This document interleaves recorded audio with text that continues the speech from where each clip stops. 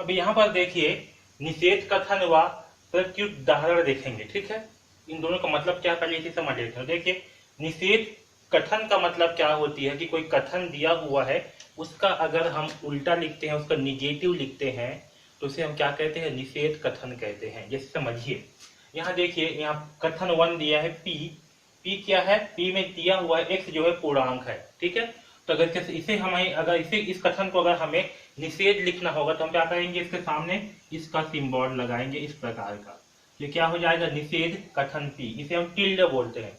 इसे बोलेंगे tilde P. तो टिल्ड पी का मतलब क्या होगा, ये जो कथन है यहाँ पास इसका क्या हो जाएगा, ये उल्टा, यानी कि एक्स जो है पूर्णांक नहीं है। आया समझ में। यहाँ पी क्या था, पी जो है यहाँ पी कथन था, एक्स पूर्णांक है। तो जब इसमें हम लगा दिए टिल्ड, इसको क्या बोलते हैं, टिल्ड, तो हो गया टिल्ड पी। तो टिल्ड पी का मतलब क्या होगा, एक्स जो है पूर्णांक नहीं है, ठीक। इसी प्रकार से ये जो कथन बी है, इसमें देखिए तो कथन बी में क्या है, रेखाखंड ए बी रेखाखंड पी टी पर लंब है, ये आपका कथन बी है। जब इसमें लगा देंगे हम टिल्ड, तो इसका मतलब क्या हो जाएगा, इसका मतलब हो जाएगा कि रेखाखंड ए बी रेखाखंड पी टी पर लंब नहीं है। आया समझ में। तो कोई कथन है तो उस कथन को अगर निषेध कथन लिखना है तो हम क्या करेंगे, इस टिल्ड का उपयोग करेंगे। आया समझ में। तो ये होती है आपका टिल्ड, और अगर टिल्ड का उपयोग किया गया है तो उस कथन को क्या कहेंगे, हम निषेध कथन कहते हैं, ठीक। तो आया समझ में, निषेध कथन क्या होती है या फिर टिल्ड कथन क्या होती है। ओके। तो जो भी कथन है अगर उसमें हमें उस कथन को अगर हमें जो है निगेटिव में लिखना है, उसका उल्टा लिखना है, तो हम क्या करेंगे, उसमें टिल्ड का उपयोग करेंगे, ठीक है। अब चलिए प्रत्युदाहरण क्या होती है, इसे जो है समझते हैं, ठीक है। प्रत्युदाहरण, प्रत्युदाहरण का मतलब ऐसे होता है कि जैसे कि गणित में कोई कथन दिया हुआ है, ठीक है, तो हमें उस कथन से अपोजिट कुछ ऐसे उदाहरण प्रस्तुत करना होता है जिससे कि कथन जो है असत्य हो जाए। जैसे कि देखिए यहाँ पास एक कथन है, सभी अभाज्य संख्याएं विषम होती है, ठीक है। क्या है, सभी अभाज्य संख्याएं विषम होती है। तो अभाज्य संख्या क्या होती है, वे संख्याएं जो एक से और खुद से ही भाग जाए, ऐसी संख्या को अभाज्य संख्या कहते हैं। जैसे कि 1 2 3 4 5 और 6 है। तो यहाँ पास क्या होगी, एक को छोड़ दो, एक जो है केवल एक से ही भाग जाता है। इसके अलावा देखिए 2 क्या होगा, एक से भाग जाएगा और 2 से ही भाग जाएगा, यानी कि एक से भाग जाएगा और खुद से भाग जाएगा। वैसे ही 3 भी एक से भाग जाएगा और खुद से भाग जाएगा।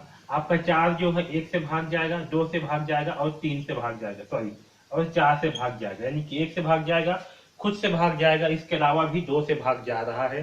आपका 5 जो है एक से भाग जाएगा और 5 से ही भाग जाएगा। 6 जो है एक से भाग जाएगा, 2 से जाएगा, 3 से भी जाएगा और 6 से जाएगा, ठीक है। तो देखिए ऐसी संख्याएं जो एक से और खुद से भाग जाती है, ऐसी संख्या को क्या कहते हैं, अभाज्य संख्या कहते हैं। एक आपका अभाज्य संख्या नहीं है, क्योंकि एक जो है केवल एक से ही भाग जाएगा, ठीक है। अब ध्यान दीजिए यहाँ क्या बोला है, सभी अभाज्य संख्या विषम संख्या होती है, ठीक है। तो यहाँ पास क्या बोला गया कि जितने भी अभाज्य संख्या होती है सब क्या होती है, विषम संख्या होती है। तो हमें क्या करना है, इस कथन को गलत सिद्ध करने के लिए, असत्य सिद्ध करने के लिए ऐसे उदाहरण लाना पड़ेगा जिससे कि ये कथन जो है गलत हो जाए, ठीक है। तो देखिए यहाँ पास हम एक एग्जाम्पल ले सकते हैं। यहाँ पास हम क्या लेंगे, इस 2 को लेंगे, ठीक है। तो देखिए क्योंकि ये पहला के लिए, क्योंकि 2 क्या है, 2 जो है एक अभाज्य संख्या है, ठीक है। 2 क्या है, अभाज्य संख्या है, और साथ में क्या है, सम संख्या भी है, वह सम संख्या भी है, ठीक है।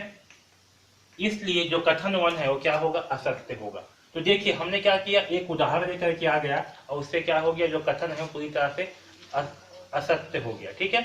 तो जब हम एक उदाहरण के द्वारा जो है किसी कथन को असत्य सिद्ध करते हैं तो आपका क्या कहलाता है, वो जो है प्रत्युदाहरण कहलाता है। क्या कहलाता है, प्रत्युदाहरण कहलाता है, ठीक है।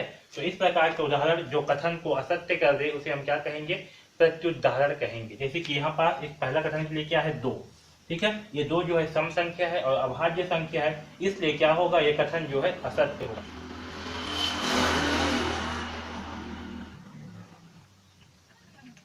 ठीक है, आया समझ में। तो ये कथन क्या होगा, आपका असत्य होगा, ठीक है। चलिए अभी इस दूसरा को भी देखते हैं। तो देखिए आपका जो जो दूसरा कथन है इसमें क्या दिया हुआ है, इसका मतलब क्या होता है, प्रत्येक या सभी, है ना, सभी एक्स, यहाँ क्या है, बिलोंग करता है, यानी कि अवयव है आर, यानी कि रियल नंबर, ठीक है। यानी कि सभी एक्स क्या होंगे, रियल नंबर होंगे। यदि एक्स जो है, एक्स का वर्ग क्या है, परिमेय संख्या है, तो x से भी परिमेय संख्या होगा। तो क्या बोल रहा है कि अगर x का वर्ग जो है क्या है, परिमेय संख्या है, और यहाँ पास x से क्या है, x जो है रियल नंबर है, यानी कि सभी रियल नंबर का वर्ग जो है अगर परिमेय संख्या है तो x से भी परिमेय संख्या है, ऐसे जो है कथन में किया गया है। ठीक है, तो हम क्या करेंगे, ऐसे एक उदाहरण जो है लेकर के आएंगे जो कि x का वर्ग होगा लेकिन x जो है उसका परिमेय संख्या नहीं होगा। इसी समझिए, पहले समझ लीजिए कि परिमेय संख्या क्या होती है। तो परिमेय संख्या ऐसी संख्या होती है जिसे हम p/q के रूप में लिख सकते हैं, और जहाँ q जो है आपका 0 नहीं होता उसे क्या कहते हैं, परिमेय संख्या कहते हैं। ठीक है, अब देखिए जैसे कि x का वर्ग है, ठीक है, तो हम x का वर्ग के बराबर लेते हैं 2। क्या लेते हैं, 2। तो x का वर्ग के बराबर क्या लिए, 2, और 2 क्या है आपका, परिमेय संख्या है। क्या है, 2 जो है परिमेय संख्या है। ठीक है, लेकिन ध्यान दो, अगर यहाँ से हम x का मान निकालेंगे, जैसे कि x के बराबर क्या होगा, वर्गमूल 2 होगा। क्या होगा, x का मान जो है वर्गमूल 2 होगा। ठीक है, और ये जो वर्गमूल 2 है इसका मान क्या होती है, वर्गमूल 2 का मान ना दशमलव में ऐसी संख्या आती है जो कभी समाप्त ही नहीं होता, यानी कि वर्गमूल 2 को हम ऐसे p/q के रूप में नहीं लिख सकते। ठीक है, तो x का मान क्या है, वर्गमूल 2, जो कि ये क्या है आपका परिमेय संख्या नहीं है। ये वर्गमूल 2 क्या है, वर्गमूल 2 परिमेय संख्या नहीं है। तो यहाँ पर देखिए, यहाँ क्या था प्रश्न में, यदि x का वर्ग परिमेय संख्या है, तो यहाँ पास क्या था, x का वर्ग जो है 2 है, जो कि क्या है, परिमेय संख्या है, तो x भी परिमेय संख्या होगा। तो x का जब हम मान निकाले तो क्या प्राप्त हुआ, हमें वर्गमूल 2 प्राप्त हुआ, लेकिन ये जो वर्गमूल 2 है ये क्या है, परिमेय संख्या नहीं है। ठीक है, तो यहाँ पास हमने क्या किया, एक ऐसा उदाहरण लेकर के आए सामने में जो कि इस कथन को क्या कर रहा है, असत्य साबित कर रहा है, गलत कर रहा है। तो इस प्रकार के जो कथन है इसे हम क्या कहेंगे, इस प्रकार के जो उदाहरण है इसे हम क्या कहेंगे, इस उदाहरण को ही हम प्रत्युदाहरण कहेंगे। क्या कहेंगे, प्रत्युदाहरण कहेंगे, यानी कि ऐसा उदाहरण सामने लेकर के आना जो कि कथन को गलत साबित कर दे। आया समझ में।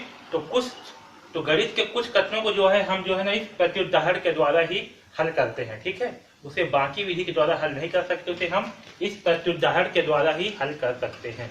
आया समझ में। तो गणित में हमें जो है कुछ कथनों को असत्य या सत्य साबित करने के लिए जो है हमें कुछ ऐसे उदाहरण लाने पड़ते हैं जिससे कि कथन जो है असत्य हो जाए। तो इस प्रकार के उदाहरण को हम प्रत्युदाहरण कहते हैं। ओके, आया समझ में। तो इस वीडियो में बस इतना ही। धन्यवाद।